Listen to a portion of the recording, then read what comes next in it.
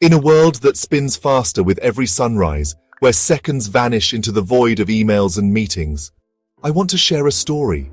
A story about a boy who tried to stop time, with just a glass jar and a pinch of hope. Picture this: a dimly lit study room.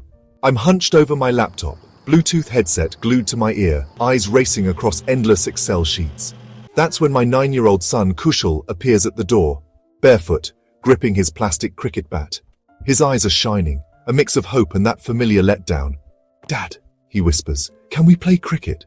Just 10 minutes." I don't even look up. "I'm busy right now, beta. Maybe on Sunday." For the third time that week, Sunday was my promise. Monday was his reality. He doesn't protest. Disappointment doesn't scream. It just sinks his shoulders, makes his bat scrape the floor like a forgotten idea. That night, I went to grab a file from my study and noticed something odd. There, amongst the clutter, sat an old glass jar. Inside, a plastic toy clock ticked away, its hands painted bright red. Taped to it, a crumpled note. "For every minute you give me, I'll give you time back someday. Kushal." I chuckled, confused, and shrugged it off. Just a silly little game, right? But each morning the jar seemed fuller. More tiny paper clocks, drawings of watches, even matchsticks shaped like our hands. Kushal kept slipping them in, whispering numbers under his breath before bed, then closing the lid. I kept saying, "Tomorrow, buddy, just not today." To me, it was harmless. Ironic even. But to him, it was a countdown, a quiet rebellion, a ritual. Then, one rainy Thursday morning, everything changed. The jar was empty. The toy clock inside was frozen at 12:00. On top sat a folded letter. "Dear Dad, don't worry, I've stopped collecting time now.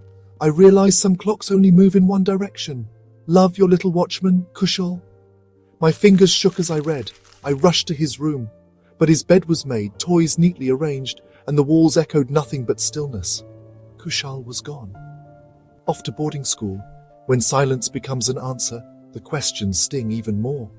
That night, I sat in the living room, the jar resting in my lap. I tapped the lifeless clock. Nothing. On the TV, home videos played. Kushal's first birthday, his first steps. Laughing, singing, trying to get my attention from behind a newspaper. In chasing achievements, I'd missed something irreplaceable. Not the big milestones, but the seconds between moments. Presence, not presence. A year later, I stood at Kushal's school gates, holding a new, bigger jar, full of clocks, notes, and a photo of my boy. When he ran out, taller and stronger, I knelt, handed him the jar, and said, "This time, you set the clock. I'm all yours." He smiled, and in that hug, I realized the most valuable thing I can ever give my child isn't money or gadgets. It's my time, because time never waits. And some clocks stop ticking when you ignore them. Children spell love as TIME. Don't wait until the clock runs out.